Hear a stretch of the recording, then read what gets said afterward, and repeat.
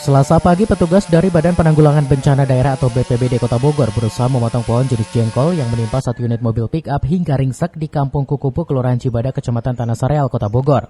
Sedangkan 2 unit mobil lainnya rusak ringan akibat sabetan ranting pohon. Tak hanya itu, pohon jengkol setinggi 9 meter ini juga menimpa satu unit rumah warga dan warung hingga rusak di bagian atap.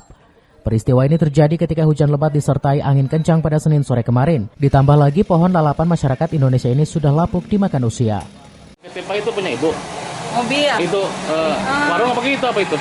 Iya, warung. Yang itu mah kandang ayam ya punya saya. Punya ibu? Iya. Ketimpa, Bu? Iya. Rusak? Iya, lumayan. Jam berapa itu kejadiannya, Bu? Sekitar jam hampir 2:30 ya, Pak ya. Pas hujan gede? Iya.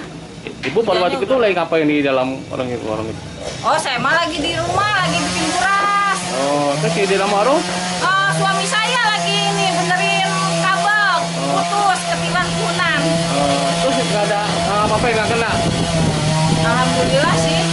Enggak, cuma itu doang kabelnya pada putus.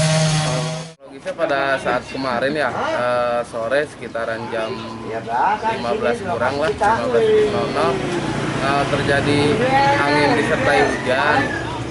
Jadi ada satu pohon jengkol yang tumbang menimpa satu unit kendaraan roda 4 dan satu unit rumah. Ketinggian pohon jengkol kurang lebih hampir 13 meter.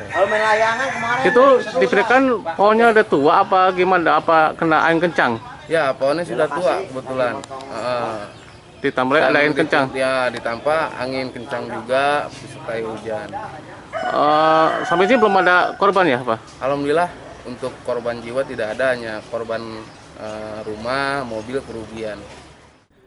Tak ada korban jiwa dalam kejadian ini, namun warga mengalami kerugian hingga puluhan juta rupiah. Dari Kota Bogor, Herman Bons melaporkan.